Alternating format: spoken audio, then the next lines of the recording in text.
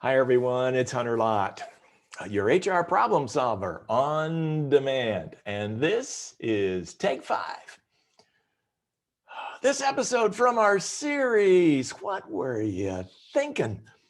I've been talking to a lot of people lately, doing a lot of handbook reviews, and it occurred to me it's time to kind of recenter, a little common sense, if you will.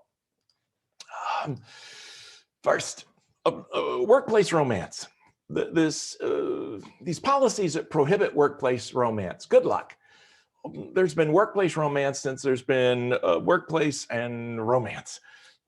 So I love these policies. If you're involved with a subordinate, you're obligated to notify the company.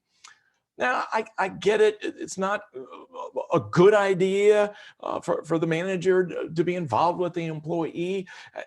And you may make these kinds of statements, and that's fine. But don't think for a minute that anyone is going to turn themselves in. Keeping wages and salary a secret. This is an old one. Oh, we do not discuss salaries at this place of work. Why? Because our pay plans are unfair and illegal. This was a way to keep women's pay artificially low. Oh, Hunter, we're done with that. We get that. Just a few weeks ago, here's Pinterest. She was the COO. Apparently, she was paid substantially less than the men at her level. They wrote her out a check for $22.5 million.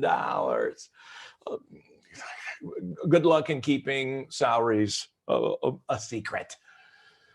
This one to me is just irresponsible. And I see this way too often. If you're sick, we'll call a relative or we'll have somebody come get you. If there are any EMT or ambulance charges, they're on you. Really? Somebody's having a heart attack at work. We're going to go up and say, all right, do you want us to call the ambulance? Because it's $1,000. No, okay, just lie there. And if you change your mind, let us know. Oh, please. Let's say you have $1 million of revenue as a company for annual revenue, $1 million. You don't have $1,000 to take care of an ambulance here. This to me is just irresponsible.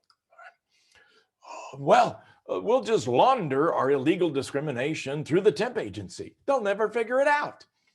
If you look out at your operation and you got all white males under 40, you got a problem. Don't think that the temp agency is going to solve that for you.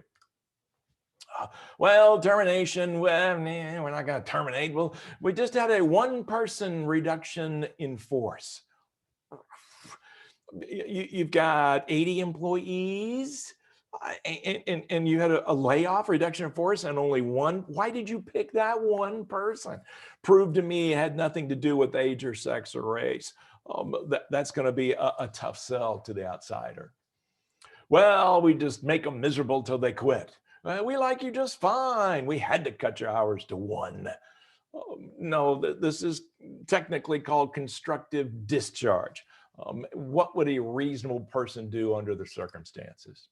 Well, Hunter, that's why we don't have any policies at all. Well, that gives us more flexibility to operate.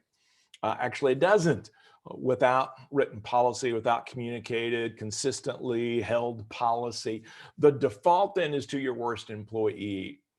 It's called implied contract. If I allow inefficiency, poor productivity to go on for a period of time, I've established an implied contract that this is okay.